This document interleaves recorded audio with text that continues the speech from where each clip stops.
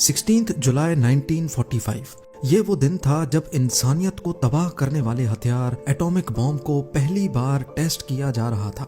Human history में पहली बार एक ऐसा वेपन मैदान में उतर चुका था जो दुनिया को हमेशा हमेशा के लिए बदलने वाला था। इस एटॉमिक बॉम्ब को बनाने वाले फिजिसिस्ट जे रॉबर्ट ओपेनहाइमर थे और इनको जर्रा बराबर भी इल्म नहीं था कि इनका बनाया हुआ हथियार वाकई में इतना ज्यादा खौफनाक भी हो सकता है। जब उन्होंने इसकी तबाही अपनी आंखों से देखी तो उन्होंने ये तारीखी जुमले कहे, Now I am become death, the destroyer of worlds.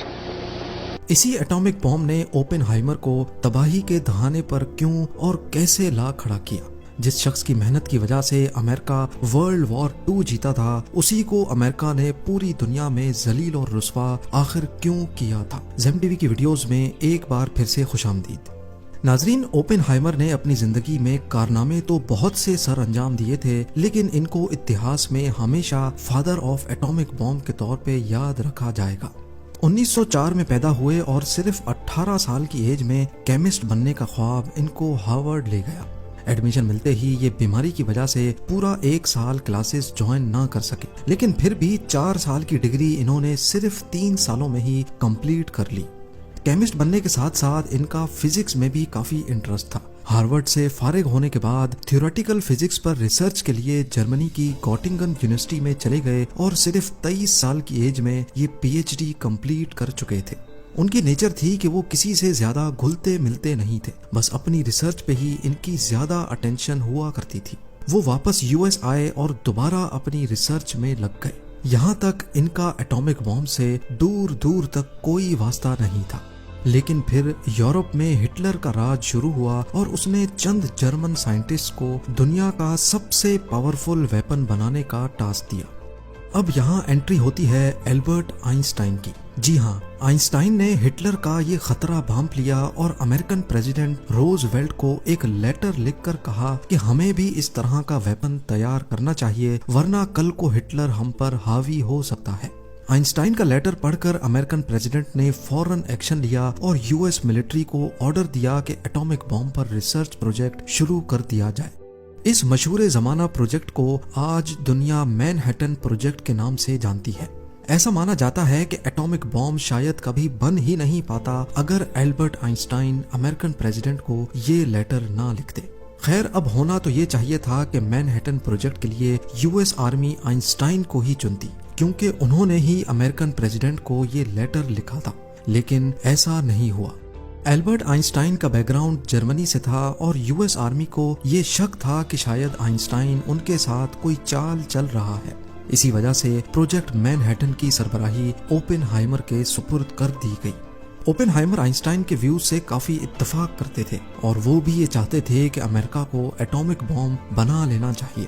इस सीक्रेट प्रोजेक्ट के लिए न्यू मैक्सिको में एक पूरा शहर बनाया गया जिसको लॉस एलमोस कहा जाता है। यूएस गवर्नमेंट ने प्रोजेक्ट पे बेतहाशा पैसा बहाना शुरू कर दिया। 1945 के दौर में इस प्रोजेक्ट पे टोटल 2 अरब यूएस डॉलर्स का खर्चा किया गया था। अमेरिका की हिस्ट्री में ये सबसे इम्पोर्टेंट और सबसे ज्यादा सीक्रेट प्रोजेक्ट होने वाला था, लेकिन इस राज को संभालना यूएस मिलिट्री के लिए बहुत ही चैलेंजिंग था। लॉस एलमोस में मैनहट्टन प्रोजेक्ट पे टोटल 1,30,000 वर्कर्स काम करते थे। इन लोगों को बड़ी जांच पड़ताल के बाद चुना गया था ताकि प्रोजेक्ट के हवाले से कोई भी खबर बाहर की दुनिया को मालूम ना पड़ सके। इनमें साइंसदान, टेक्नीशियंस और रिसर्चर्स समेत लोअर स्टाफ भी शामिल था।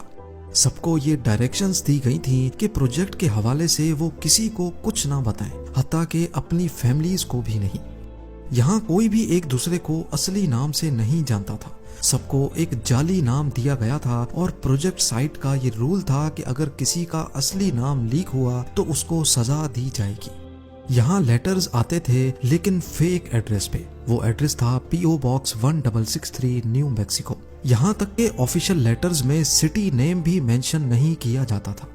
लेटर्स की सेंसरशिप के लिए यहाँ सेंसर डिपार्टमेंट पहले तमाम लेटर्स को खोल के पढ़ता था और उसके बाद वो आगे भेजा जाता था। इसी तरह यहाँ से भेजे जाने वाले लेटर्स भी पहले पढ़े जाते थे। प्रोजेक्ट साइट के अंदर आने के लिए सख्त सिक्योरिटी रखी गई थी ورکرز انٹری پاس کے بغیر نہ اندر جا سکتے تھے اور نہ ہی ایگزٹ پاس کے بغیر یہاں سے باہر نکلنا ممکن تھا۔ یہاں تک کہ لاس ایلموس میں پیدا ہونے والے بچوں کے برتھ سرٹیفکیٹ میں بھی سٹی نیم نہیں بلکہ صرف PO باکس 1663 لکھا ہوتا تھا۔ یہ سب صرف اس وجہ سے کیا جا رہا تھا تاکہ ایٹامک بم سے جڑی کوئی بھی چھوٹی سی انفارمیشن لیک نہ ہو سکے۔ اوپن ہائمر پروجیکٹ مین ہیٹن سے پہلے ہی نیوکلیئر فیژن پر ریسرچ کر چکے تھے۔ یہ ایک ایسا ری ایکشن ہوتا ہے جس میں ایٹمز کو اسپلٹ کر کے حد سے زیادہ انرجی پیدا کی جا سکتی ہے۔ قدرت میں پایا جانے والا سب سے بھاری ایلیمنٹ یورینیم ہوتا ہے۔ یورینیم کے ایک ایٹم میں 92 پروٹونز اور 146 نیوٹرونز ہوتے ہیں، جن کو اگر ملا لیں پلس کر لیں تو یورینیم کا ٹوٹل ایٹامک ماس سامنے آتا ہے جو ہے 238۔ اب سائنسدانوں نے کئی ایکسپیریمنٹس اور ریسرچ کے بعد یہ نتیجہ نکالا کہ اگر یورینیم 238 کو ایک خاص پروسیس سے گزارا جائے تو اس میں سے یورینیم 235 نکلتا ہے، اور یہ انتہائی ان اسٹیبل ایلیمنٹ ہے۔ یعنی اگر ایک نیوٹرون کو اس نئے یورینیم 235 کے ساتھ کولائڈ کروایا جائے تو یورینیم اسپلٹ ہو جاتا ہے اور ناقابل یقین مقدار میں انرجی پیدا کرتا ہے۔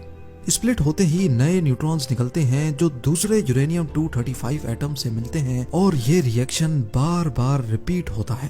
یہ سارا چین ری ایکشن صرف چند مائکرو سیکنڈز کے اندر اندر پورا ہو جاتا ہے، اور سارے ری ایکشنز کا نچوڑ ہمیں ایک زوردار دھماکے اور انرجی ریلیز کی صورت میں دیکھنے کو ملتا ہے۔ اگر ایک نیوکلیئر بم کو نارمل TNT بم سے کمپیئر کیا جائے تو یہ ہاتھی کو چونٹی سے ملانے جیسا ہی ہوگا۔ آپ صرف اس بات سے اندازہ لگا لیں کہ 1 kg ایٹامک بم 3500 kg TNT بم کے برابر ہے۔ یعنی لٹل بوائے بم جس نے پورے ناگاساکی کی دھجیاں بکھیر دی تھیں، اتنی ہی تباہی TNT بم سے کرنی پڑتی تو امریکہ کو حیرت انگیز طور پہ 1.5 کروڑ kg وزنی TNT بم گرانا پڑتا۔ یہ اتنا زیادہ وزن ہے کہ آج کے دور میں بھی کوئی جہاز اس کو نہیں اٹھا پائے گا۔ ایٹامک بم میں یورینیم کو استعمال کرنے کا سب سے بڑا نقصان یہ تھا کہ یورینیم ایک نیچرل ایلیمنٹ ہے، اور ظاہر ہے یہ ایک لمیٹڈ کوانٹٹی میں ہی مائن کیا جا سکتا ہے۔ ریسرچرز نے یورینیم کی ٹکر کا ہی ایک نیا ایلیمنٹ بنایا جو نیچرل بھی نہیں تھا اور جو یورینیم 235 سے بھی زیادہ ان اسٹیبل تھا۔ یہ ایلیمنٹ تھا پلوٹونیم 239۔ امریکہ کو پروجیکٹ مین ہیٹن پورا کرنے کی بہت زیادہ جلدی تھی، کیونکہ ایک طرف تو ورلڈ وار 2 چل رہی تھی، دوسری طرف امریکہ کو یہ بھی خطرہ تھا کہ کہیں جرمنی ان سے پہلے یہ بم نہ تیار کر لے۔ آخر کار 16 جولائی 1945 کو دنیا کا پہلا ایٹامک بم تیار ہو چکا تھا، اور اب باری تھی اس کو ٹیسٹ کرنے کی۔ جب اس کو ڈیٹونیٹ کیا گیا تو اس کی شدت دیکھ کر پوری دنیا خوف زدہ ہو گئی۔ اوپن ہائمر سمیت دوسرے سائنٹسٹ جو اس پروجیکٹ کا حصہ تھے وہ خود بھی اس ہتھیار سے خوف زدہ ہو گئے۔ ہیومن سویلائزیشن کو خطرے میں ڈالنے والا یہ پہلا ہتھیار تھا جو اب انسانوں کے ہاتھ لگ چکا تھا۔ اس کے انسانیت پر کیا اثرات برپا ہو سکتے ہیں یہ جانے بغیر اگلے ہی مہینے امریکہ نے اس کو جاپان کے شہر ہیروشیما اور ناگاساکی پہ استعمال کر ڈالا۔ ان دونوں حملوں میں 2.5 لاکھ سے بھی زیادہ لوگ جان سے ہاتھ دھو بیٹھے۔ 6 دنوں کے بعد جاپان نے امریکہ کے سامنے ہتھیار ڈال دیے اور یہیں پر ہوا ورلڈ وار 2 کا دی اینڈ۔ اب یہاں آپ کو لگ رہا ہوگا کہ اوپن ہائمر کے کارناموں کی وجہ سے امریکہ ان سے بہت خوش ہوا ہوگا اور ان کو نوبل پرائز دے گا، پر ایسا ہرگز نہیں تھا۔ اوپن ہائمر نے شروعات میں بہت افسوس کا اظہار کیا کیونکہ ان کی اس کریشن کی وجہ سے لاکھوں انسانوں کی جان جا چکی تھی۔ اس واقعے نے ان کو اندر سے پوری طرح توڑ دیا تھا اور انہوں نے خود کو دنیا سے الگ کرنا شروع کر دیا۔ اگر وہ چاہتے تو امریکہ کی یہ طاقت منٹوں میں کہیں اور بھی شفٹ کر سکتے تھے۔ اسی وجہ سے اوپن ہائمر اب US کا ایک بہت ہی نازک اثاثہ ثابت ہوئے، اور امریکہ کی مختلف ایجنسیز نے اوپن ہائمر پر نظر رکھنا شروع کر دی۔ لیکن پھر وہی ہوا جس کا ڈر تھا۔ 1949 میں امریکہ کے سب سے بڑے دشمن سوویت یونین نے اچانک اٹامک بمز کے دھماکے دنیا کو سنا دیے۔ ٹیکنالوجی لیک ہو چکی تھی لیکن ہوئی کہاں سے اس کا اندازہ امریکہ کو نہیں تھا۔ سب کا شک اوپن ہائمر پر گیا کیونکہ ان کی گرل فرینڈ بھی کمیونسٹ پارٹی کی ممبر تھی اور ان کی بیوی بھی پہلے کمیونسٹ پارٹی کا حصہ رہ چکی تھی۔ امریکہ کی کمیونسٹ پارٹی کے سوویت یونین کے ساتھ کافی کلوز ٹائز ہوا کرتے تھے، پر خود اوپن ہائمر کو پالیٹکس میں کوئی انٹرسٹ نہیں تھا۔ امریکن پریزیڈنٹ نے اوپن ہائمر اور اسٹیٹ سیکرٹس کے درمیان اب ایک پردہ ڈالنے کا حکم دیا۔ ایک انکوائری بٹھائی گئی جس میں اوپن ہائمر پر سوویت کا ایجنٹ ہونے کا الزام لگایا گیا۔ وہ اپنے بیان پہ ڈٹے رہے کہ ان کا کمیونزم اور سوویتس کے ساتھ کوئی لنک نہیں ہے۔ کسی کے پاس کوئی ثبوت بھی نہیں تھا، لیکن پھر بھی فیصلہ ان کے خلاف ہی آیا۔ جو ایک وقت طاقتور سائنسدان کا درجہ رکھتے تھے، ان کو منٹوں میں ذلیل کر کے ان کی سیکیورٹی کلیئرنس اور پروجیکٹ کے سارے رائٹس چھین لیے گئے۔ البرٹ آئنسٹائن سمیت سائنٹیفک کمیونٹی نے اس فیصلے کے خلاف آواز اٹھائی، لیکن کوئی فائدہ نہ ہو سکا۔ اگلے کئی سال اوپن ہائمر خاموشی سے زندگی گزارتے رہے اور گورنمنٹ پروجیکٹ سے دور ہی رہے۔ پھر قریب 7 سالوں کے بعد 1961 میں John F Kennedy American president بنے تو انہوں نے اوپن ہائمر کو آفر دی کہ وہ ایک نیا فری اینڈ فیئر ٹرائبونل بنائیں گے جس سے ان کی سیکیورٹی کلیئرنس دوبارہ سے واپس مل سکتی ہے، لیکن اس بار اوپن ہائمر نے انکار کر دیا۔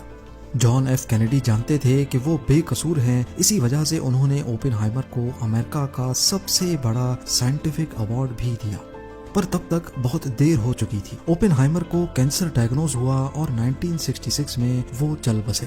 ان کی Ashes U S virgin islands کے ایک بیچ پر بہا دی گئیں جو آج اوپن ہائمر بیچ کے نام سے جانا جاتا ہے۔ امید ہے زیم ٹی وی کی یہ ویڈیو بھی آپ لوگ بھرپور لائک اور شیئر کریں گے۔ آپ لوگوں کے پیار بھرے کامنٹس کا بے حد شکریہ۔ ملتے ہیں اگلی شاندار ویڈیو میں۔